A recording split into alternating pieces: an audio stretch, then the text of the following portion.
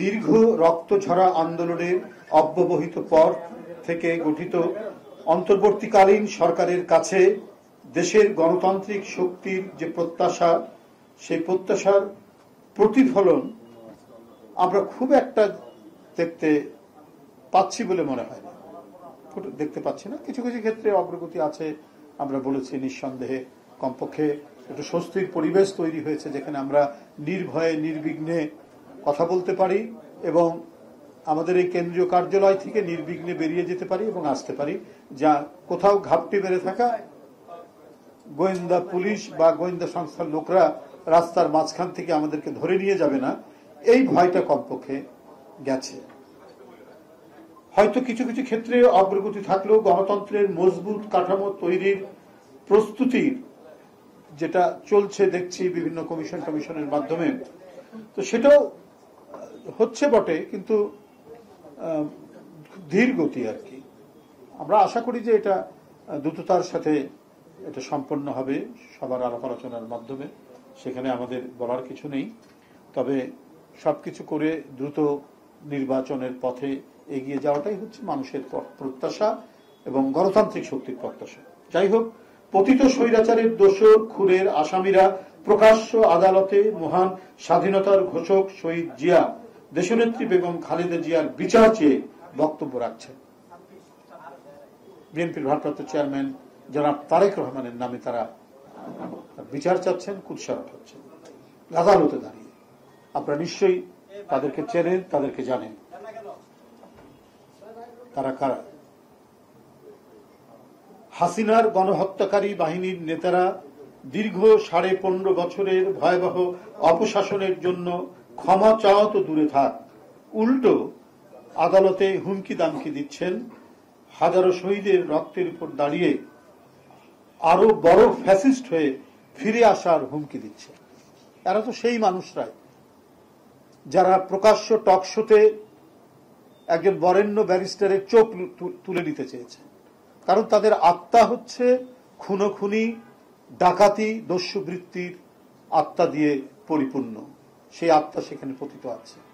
এত বড় রক্তঝরা আন্দোলন, যে আন্দোলনে তারা মুগ্ধ, তারা আহনাফ, তারা আমাদের কি বলে যে আবু সাইদ, শিশু বাচ্চা থেকে শুরু করে এদের রক্ত নিংড়ে নেওয়ার পরেও ওদের ক্রোধ, ওদের ক্ষোভ, ওদের প্রতিশোধ কোনটাই যেন থামছে না।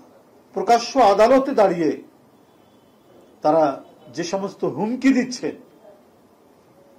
এটা তো ভয়াবহ একটি বিষয়। এই স্পর্ধা তারা পাচ্ছেন কিভাবে? বন্ধুরা, ভারতে পলাতক হাসিনা একের পর এক হুঙ্কার দিচ্ছে। জুলাই আগস্টের শাহজাহান খান গংরা আদালতে এসে সরকারকে দেখে নেওয়ার হুমকি দিচ্ছে, আদালতকে ভেঙচি কাটছে, পুলিশকে থোড়াই কেয়ার করছে। হাসিনার দোসররা আসামি হয়েও আদালতে যে অধ্যত্বপূর্ণ আচরণ করছে তা মূলত অন্তর্বর্তী সরকারকে অকার্যকর প্রমাণের এক গভীর চক্রান্ত। স্বরাষ্ট্র মন্ত্রণালয় ও পুলিশ প্রশাসন নীরবতায় তারা এমন আচরণ করছে। গত 15 বছর বিভিন্ন পাতানো মামলায় বিএনপির অনেক সিনিয়র নেতা ও আলেম ওলামাকে ডান্ডাবেরি পরিয়ে আদালতে তোলা হয়েছিল। তারা এখন কারাগারে ভয়াবহ অপরাধী আওয়ামী নেতাদের জামায় আদরে আদালতে হাজির করা হচ্ছে, যেখানে আমরা যারা সবাই বসে আছি, কেউ শান্তিতে, কেউ স্বস্তিতে।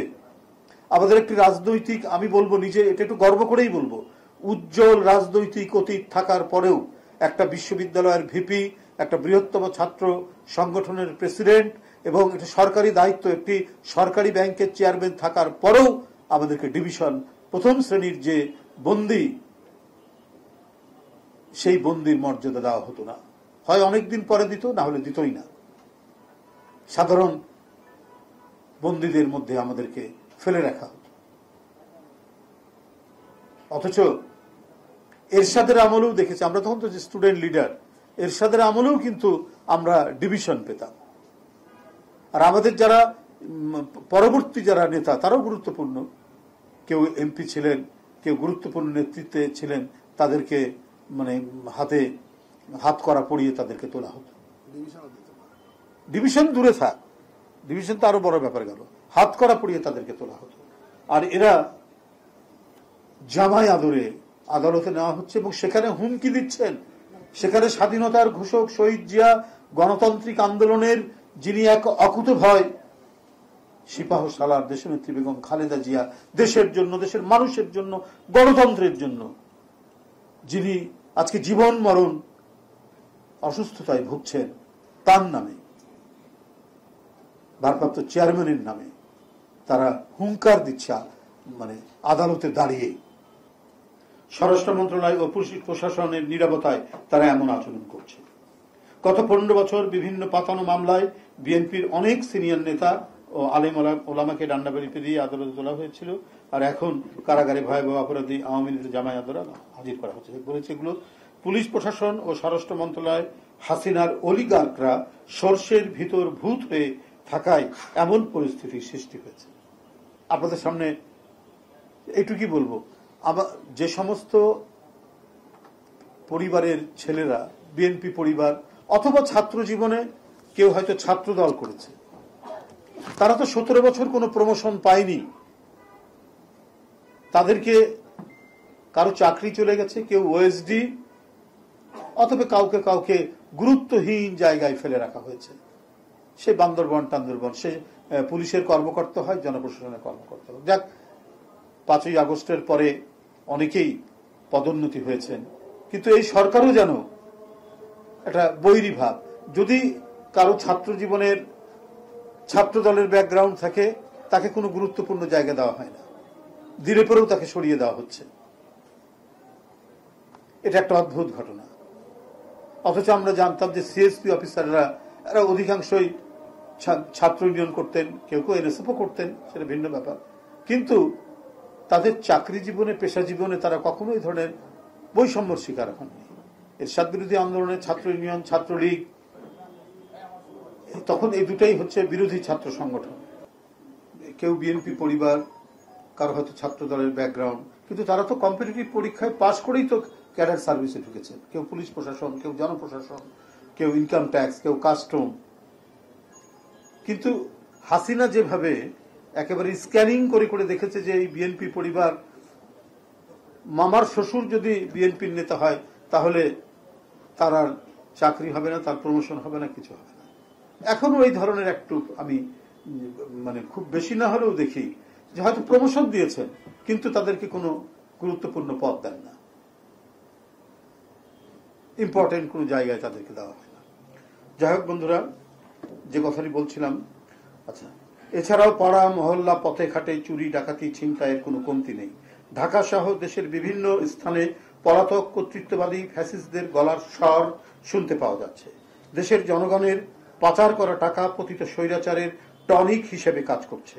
শেখ হাসিনার একটি ভরসা হচ্ছে পাচার করা টাকা। সেই টাকার জোরে দেশে নানা ঘটনা ঘটিয়ে ঘোলা পানিতে মাছ শিকার করতে চাচ্ছে। একটি প্রবাদ আছে, টাকায় কথা কয়। শেখ হাসিনা এই প্রবাদটি কাজে লাগাতে যাচ্ছে।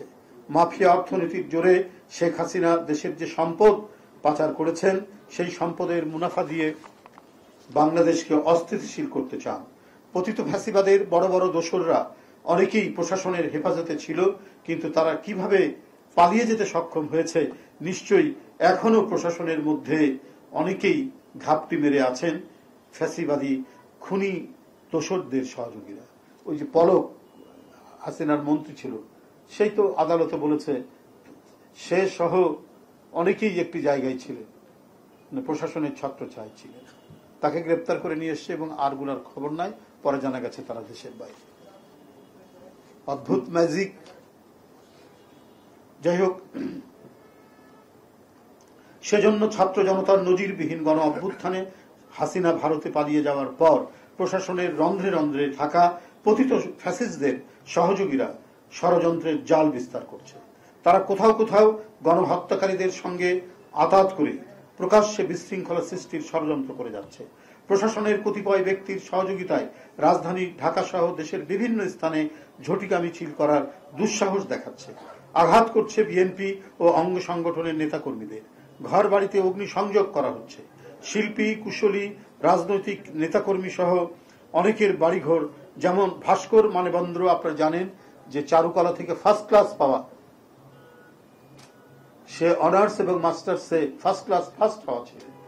শুধুমাত্র পহেলা বৈশাখের আনন্দ শোভাযাত্রার যে প্রতীক তারা তৈরি করেছেন ভাস্কর্য হিসাবে, সেখানে ফ্যাসিস্টের প্রতিকৃতি বলে একটি প্রতিকৃতি ছিল।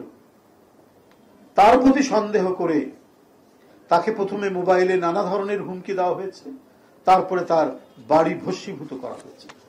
আমি নিজে গিয়ে দেখে এসেছি গতকালকে, একবারে সম্পূর্ণ ভস্মীভূত করা হয়েছে, যেখানে তার আরো অনেক শিল্পকর্ম ছিল।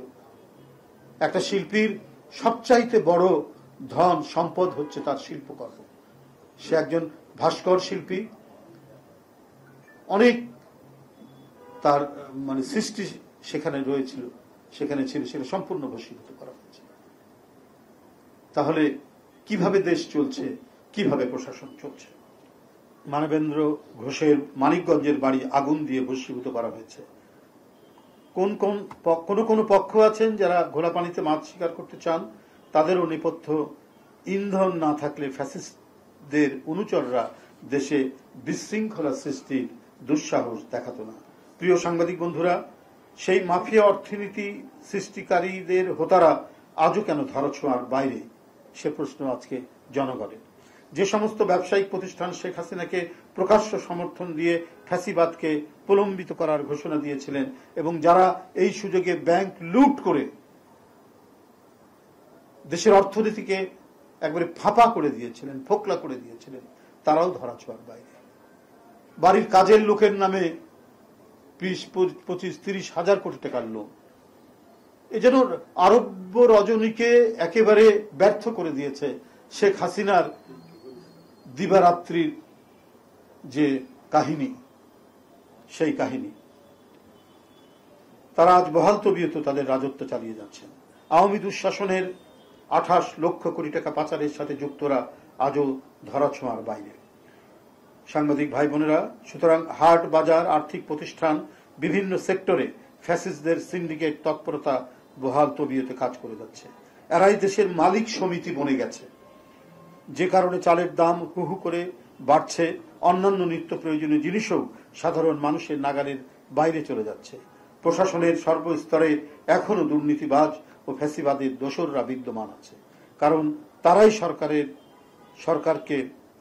সরকারের 2-1 জনকে মোটা অঙ্কের টাকার বিনিময়ে ম্যানেজ করে নাকি স্বপদে বহাল রয়েছেন।